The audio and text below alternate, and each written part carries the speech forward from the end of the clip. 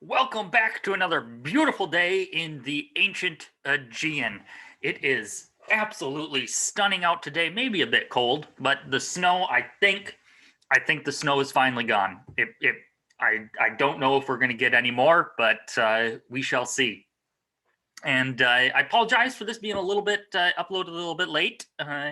Today is my birthday, so I had kind of a little relaxing morning. Normally, I wake up around 4:35 and slept in today, so that's why this is a little late. And I apologize for that. I hope you will forgive me. So today we are going to talk about classical Athens, the wonderful city that we all have come to know and love. It seems to be the thing that kind of everyone associates with ancient Greece. And we're really going to focus in on one specific aspect of Athens, and that is the Acropolis. So this is going to be split into a two-part series. It's a lot of information to take in, and it's just I want to make sure that we really cover this. So we're going to have two parts. We're going to look at the first part of the Acropolis today, and then on Tuesday of next week we are going to finish up the second half of this kind of a lecture series on the Acropolis and Athens, because it is really one of those kind of turning points in the history of Greek art. So the Acropolis, it was, as we mentioned when we talked about the Persians in our previous lecture, it was destroyed in 480 BCE, and kind of following this, we have a few Athenian victories over the Persians, which kind of cements Athens' place in the world as a kind of superpower, an imperial superpower. And really, they start to not only control the trade of the entire Aegean, but they also put a massive investment into the reconstruction of the city of Athens. And this campaign of rebuilding was led by a certain Pericles, who was kind of one of the head honchos of the political world. Phidias, who is one of those kind of massively important sculptors who really kind of designed the entire sculptural program of the Acropolis, and Callicrates, who was the main architect after 447 BCE. So kind of following the main constructions on the Acropolis, Callicrates comes in and makes it even more of what we know of it today. So the Acropolis is essentially the main part of Athens. You have the lower town. Let's get our trusty laser pointer. You've got the lower town made in that Athenian kind of Hippodamian grid plan that we have discussed before. So very angular streets, everything in its proper place. And the Acropolis is this structure here. It is on top of a hill. So acro is like climb or hill, and polis, city. So like hill city is the Acropolis. Another term for these types of things is sometimes called a citadel. But as you can see here, that there is a kind of a massive hill. And if you've ever been to Athens, you will know that it is quite up in the air. And the Acropolis is the home to kind of the temple district of Athens. It is the kind of main area where all of the religious functions happen. So just as we talked about with the however many weeks ago now, with the kind of partitioning of a city into its individual parts, this is what we're seeing here, is that all of the sort of religious functions are being partitioned off into the Acropolis. And one of the really fascinating things, the Acropolis has had such a long history. I mean, an entire class could be taught on just the Acropolis and even just the Parthenon alone. But in 1687, the Venetians laid siege to Athens that was under Ottoman control, so the Ottoman Empire. And Athens was part of a major trade route from east to west, and the Venetians wanted to control it. So the Venetians come with all of their ships and lay siege to the city of Athens. The Ottomans, they essentially kind of barricade themselves in the Acropolis, which at this time had been kind of heavily fortified into a citadel with a mosque and all sorts of kind of government functions. And in fact, you can see on this reconstruction, there is a minaret on the actual Parthenon because the Parthenon was converted into a mosque. And essentially this the shelling, the bombardment of Athens goes on for a few days, and the Ottomans, because the Parthenon was so sturdily built, the Ottomans thought that this was an excellent place to store their gunpowder for their cannons and their guns. So the Ottomans pile up all of their gunpowder into the Parthenon, and a lucky shell from one of the Venetian guns cracks through the roof of the Parthenon and catches the entire store of gunpowder on fire and completely explodes the Parthenon.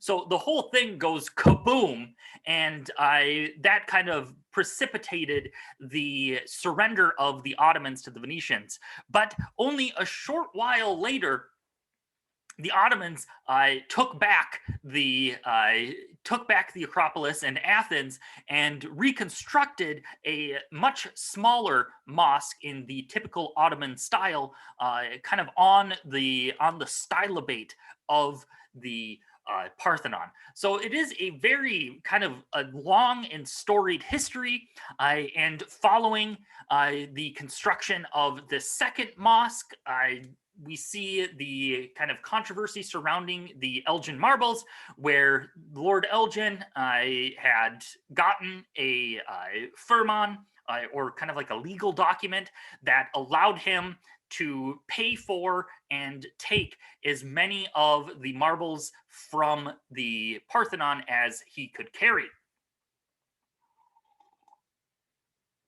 Those were then brought to his house, to the Elgin estate in England, and after his death, he bequeathed them to the British Museum, and the rest is controversy and history. So, main parts of the Acropolis is we have the Propylaea, of which is kind of the main entrance. You come up this long sort of massive staircase that you end up into the Propylaea or the gatehouse. There's the Pinacotheca, which is this sort of kind of picture gallery. There is a wonderful statue of Athena Promachos right here. So kind of right as you enter, you get this statue of Athena, an absolutely massive statue. There's the temple of Athena Nike, so Athena, the victory of Athena, right as one enters. And over here is the Erechtheion, and of course we have the Parthenon. So looking at the entrance, the Propylaea, which is this structure right here, is kind of the first thing you see. So you enter up through this massive Doric-looking temple type structure, and you enter through the temple itself to basically enter the entire grounds of the Acropolis. And if you can if you understand the really interesting point here is that, of course, the temples are, as you could see, kind of where the house of the god is that the god lives in the cella of the temple. And if you were to say enter through this main gate here, the Propylaea, it's as if you are entering into the sanctuary of the gods.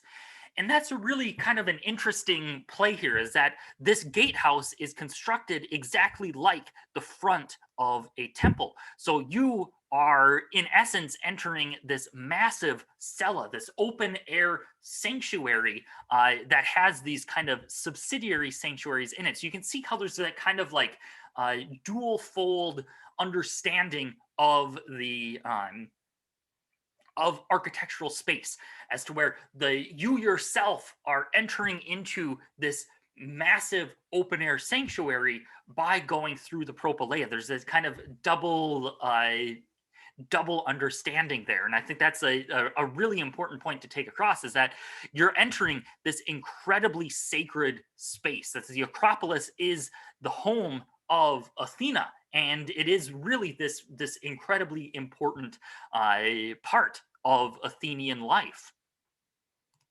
So again, you can kind of see where a lot of the little lead and iron pins were taken out, particularly along here, along the Pinacotheca, and here is the remains of the propylaea. So the Parthenon, it was designed by Ichthyonos, and the manager was Callicocrates. So the people that we've discussed, and this really is kind of the defining temple. The view we're seeing here is from the back side of it, and it really is this incredibly important piece of Greek architecture. Not only because it is absolutely huge, but because there's such an important transitory element of this temple. We really see, with the sculptures that we're going to be discussing, we really see the move into the kind of high classical age of Greece. The sculptures that were put onto this temple to narrate the stories, the mythological stories, really are something that is kind of the epitome of the high classical style. It is an absolutely wonderful, wonderful example. And of course, there are these optical refinements, as we discussed however many weeks ago. There's the entasis of the columns, so the columns doing their slight bulge. The columns all move inwards, they incline inwards, and of course the stylobate and entablature are also curved to basically, because it's such a huge structure, you have to curve all of these things to make it look optically correct to the human eye. And one of the other really fascinating things is that normally a Doric temple would be a hexastyle temple. It would have 6 columns in the front, but the Parthenon goes beyond this and becomes an octastyle, plus the × 2. So 8 × 2 is 16 plus 1, so 17 columns for the side. That's kind of the standard thing, is that the side porches, the side columns are always double the front plus 1. And it's governed by this 4:9 ratio. So everything about this temple is a sort of 4:9 ratio. So all of the different sizes, the width of the column is a 4:9 ratio to its height. The entasis is 4:9. And one of the really absolutely amazing things is that the total width of the sculpture is this is the golden ratio. So its height to its total width is 1 to 1.618, which is the golden ratio. Now, one of the other really interesting things about the Parthenon is that the Apistodomos, so the part in the back, is significantly larger than any of the other temples that we have discussed so far. And that's because it was basically specifically designed to store a ton of loot. Like this is the place that Athens stored all of their booty from war. So all of the gold, all of the bronze, all of the iron, everything that was a sort of precious metal that was taken from their kind of military conquests was stored here. It was stored here as an offering to the gods. Now, we did discuss this a little bit, this anathyrosis. We discussed this before, but here are just some kind of more examples for you to mull over. So the main architectural parts of the sculptural program on the Parthenon, there are three. There is the pediment. So the pediment is that triangular part in front of the temple that occurs kind of with the angle of the roof and the start of the architrave. There is two of those. The east is the birth of Athena. So the very front, as one would walk into the temple, is the birth of Athena, and on the west, so the back side where all of the where the Apistodomos is and all of the loot, is the competition of Poseidon and Athena. The metopes or metopes depends on who you ask, but the metopes are these small friezes. Well, small is a relative term, but they're these small little kind of individual panels that are separated by triglyphs, as we've talked about before. The triglyphs are those three lines. So you have metopes and triglyphs on the same frieze. This is very typical of the Doric order. The metopes have the battle of the Lapis and the Centaurs. So this is a kind of a very ancient mythical story that we'll discuss when we look at them in more detail. And the Ionic Freeze, which is one of the really fascinating parts of this of the Parthenon, is that it switches from a very typical Doric frieze on the outside with on the kind of portico that surrounds the entire temple is a very typical Doric frieze, but then when you move one column in, so the covered porch, you end up with an Ionic frieze. Now, an Ionic frieze is a continuous narrative. The Doric are these kind of individual snapshots, as to where the Ionic frieze, following the Ionic order, is this continuous narrative that runs all the way around the entire temple. And this is about 525 feet long. So there's an absolutely massive, kind of artistic program. And this shows the procession of the Athenians. So the four themes, again, are on the metopes. We have the gods battling the giants on the east side. We have the Athenians battling Amazons on the west. And we have the sack of Troy on the north. And on the south, the Lapis battling the Centaurs. And the remains that we have of these metopes are actually not a lot, and that's mainly to do with that explosion in 1687, is that it absolutely, because all of the gunpowder was stored basically in the center of the Parthenon, when it exploded, it knocked out basically all of this section here. And I suppose, just as another aside, the Parthenon was also used as target practice for the Ottomans. They used it, they would shoot it with their muskets. So looking at the Lapis versus the Centaurs. So this is known as the Centauromachi. So the Battle of the Centaurs, or Centaur Battle. And essentially this is depicting the Lapis. So the Lapis were these kind of mythical inhabitants of Thessaly that were kind of related in some way. There's a bunch of different kind of foundation myths for the Lapis and the Centaurs, but one of them is that they are both the kind of descendants of the same person, is that they're like brothers of each other, is that the founder of the Lapis, Lapithes, is the brother of Centauros, and they kind of go separate ways because Centauros has sex with a horse and then creates the centaurs, the half horse, half man, and Lapithes goes on to have a human to human interaction, and that's why we have this thing. But anyway, so this depicts the battle of the Lapis with the Centaurs at the wedding feast of Pirithous. And Pirithous is the Lapith king, so it's the king of the Lapis, and he was marrying a Centaur, Hippodomea. So there's like this basically a big wedding feast that comes together, and the Centaurs get invited and the Lapis get invited, but the Centaurs not used to wine. They weren't much into wine, but they started to drink it, and their kind of wild nature, that wild horse nature, comes out.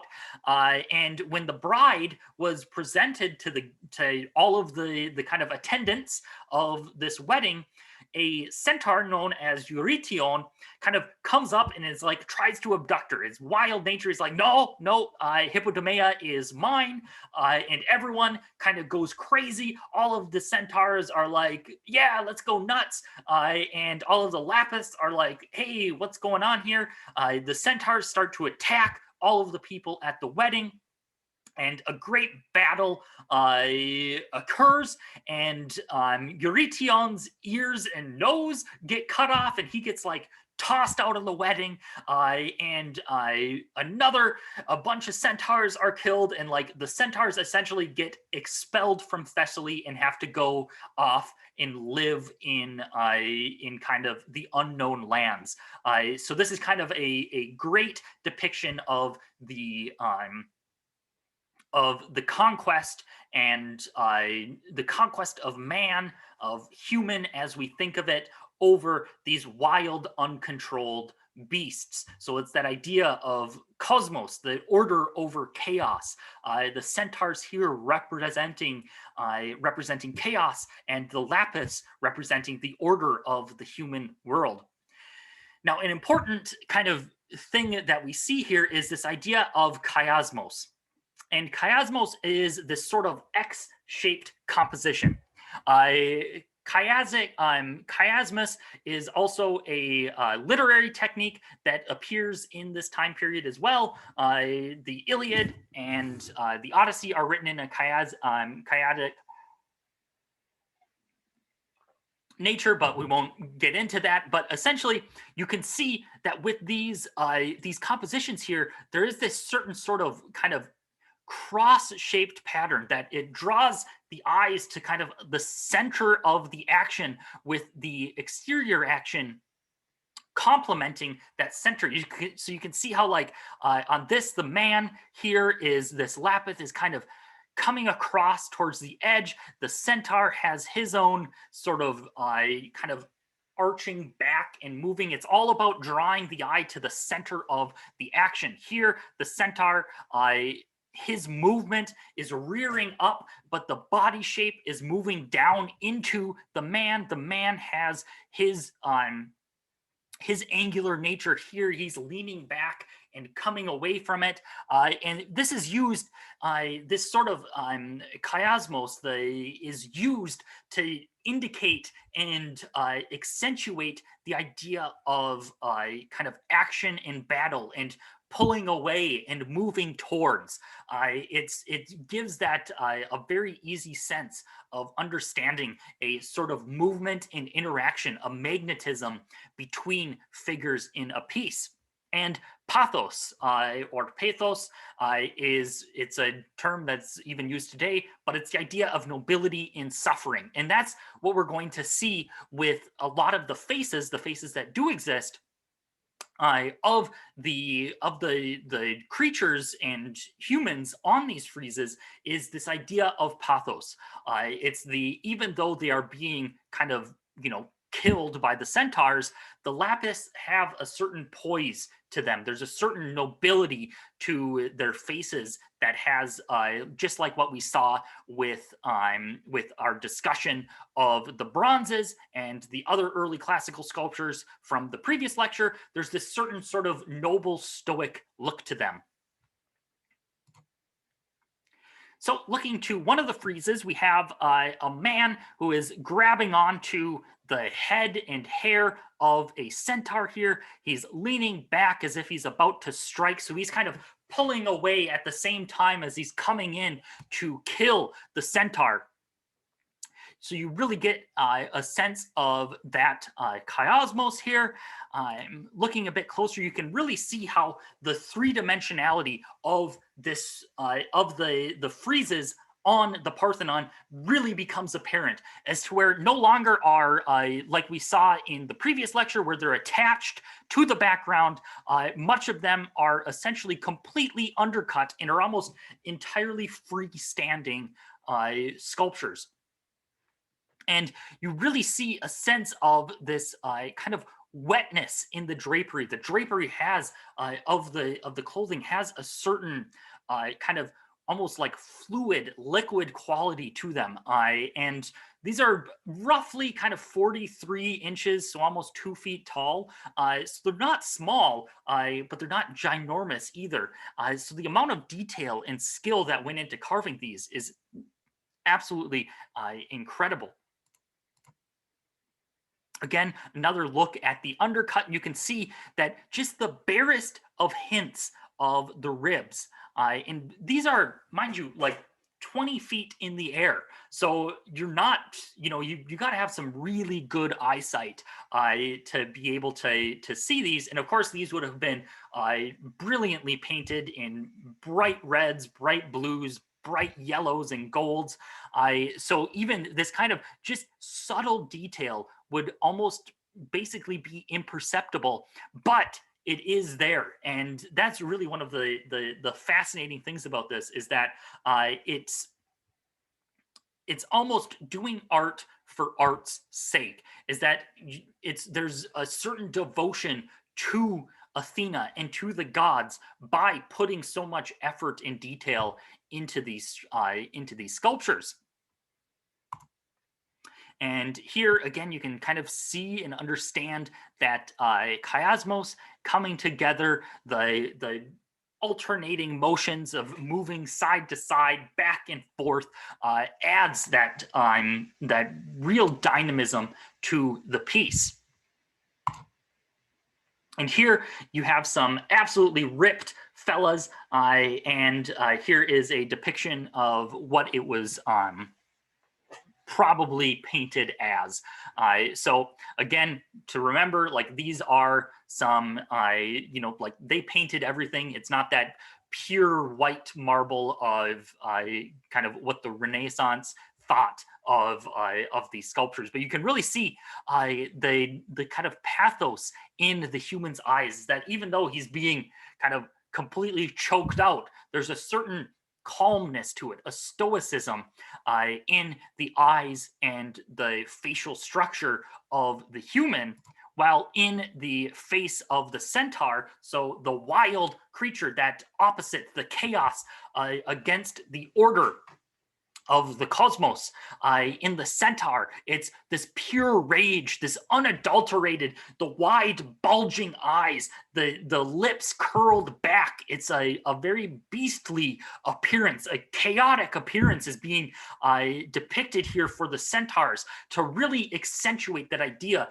of order over chaos, cosmos over the idea of cosmos. So, and this dude's absolutely getting, wrecked in the face here, getting an absolute 1-2. And this is also another really interesting depiction of the amount of detail that really went into these pieces, that the individual veins in the hands are depicted. And in fact, like, they actually match real veins in people's hands, which is just absolutely, it's absolutely fantastic. And it really does give a sense of this new emphasis on truly depicting the human form, the verism of the human form in sculpture. And it's kind of a hyper realistic depiction of the bodily composition. And it's something that we've seen develop basically from the start, in moving into the geometric age, where the human form is kind of this everybody yet nobody. We see that transition into the archaic, where it starts to we see a little bit more verism, a bit more true to life depictions of people, but again, still kind of harkening back to that everybody but nobody, and then moving into the early classical and the high classical, where it's starting to depict individuals. The verism becomes the important part of the structure. And again, here, just some more depictions for your perusal. You can see again the kind of anguish and pain depicted in the face of the centaur versus what we've seen with the stoicism of the human. Now, looking at the Ionic Freeze, this was the frieze that was on the inside, so not visible from the outside, only visible from when you walked in past the first row of columns. And this is just a fanciful little reconstruction that, as if they had like ropes and stuff back in the day, where like everyone went up and like looked at the frieze. That's not what happened. But anyway, it gives a sense of the scale and the beautiful colors that would have existed on here. And this one turned out a little bit more blurry than I wanted, but again, just another depiction of the inside of the temple. And one thing to remember is that they did not have electricity back in the day.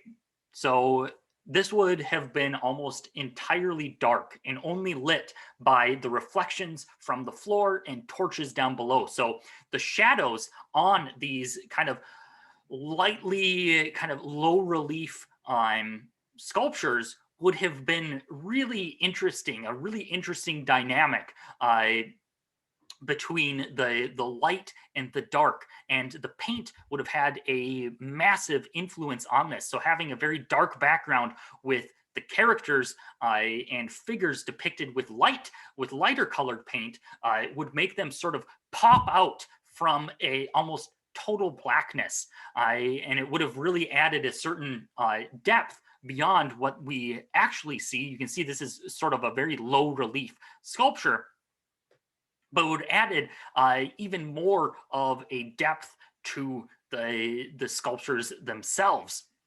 So here we have the horseman frieze on the west side of the Parthenon. This is the Ionic Freeze on the inside here. And you can see that there is this certain action. It's an entire procession all along the entire 500 and some feet of the inner Ionic Freeze is this massive procession of Athenian glory and the Athenian, almost like the history of the Athenians. Here we have another depiction. You can see that there is a certain sort of just a liveliness to the piece itself, as to the horsemen moving forward. They're all in a gallop. The horses are kind of full on. There's the wind itself is pulling the fabric backwards. The horses are overlapping. The riders are holding on and enjoying themselves. You can see this man here with his long flowing locks snaking backwards is looking back to the other horsemen. Here we have bulls being led to sacrifice, and really this is an absolutely fantastic depiction of just what can be done with cloth in such a low relief.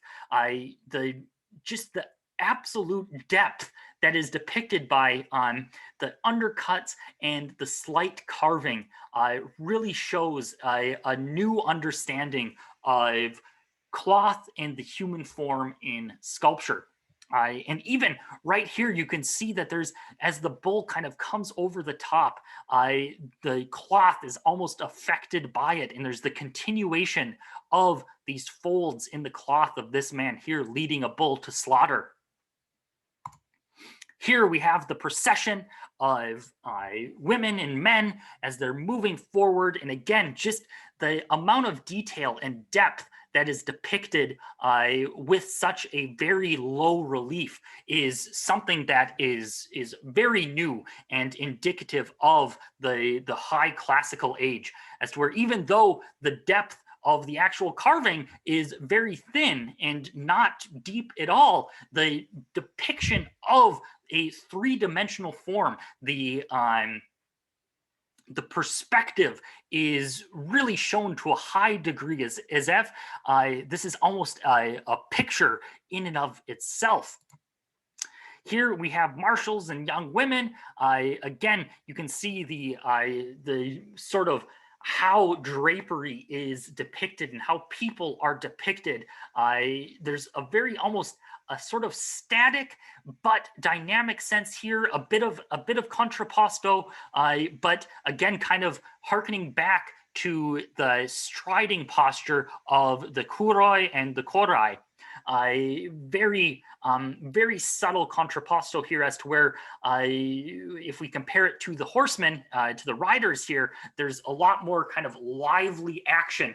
So you can kind of see that there's this interplay between massive lively movement all over the place, chaos, all of this sort of massive ordered chaotic action occurring, while we have then the converse of it, this very ordered procession of people kind of engaging with each other in a very ordered and dynamic, dignified fashion. Oh, lost my mouse there. So the final thing that we're going to look at today is just a little bit more of these processions. Here we have a priestess of Athena and two young attendants behind her, or kind of in front of her. So we have the attendants here. We have a priestess of Athena.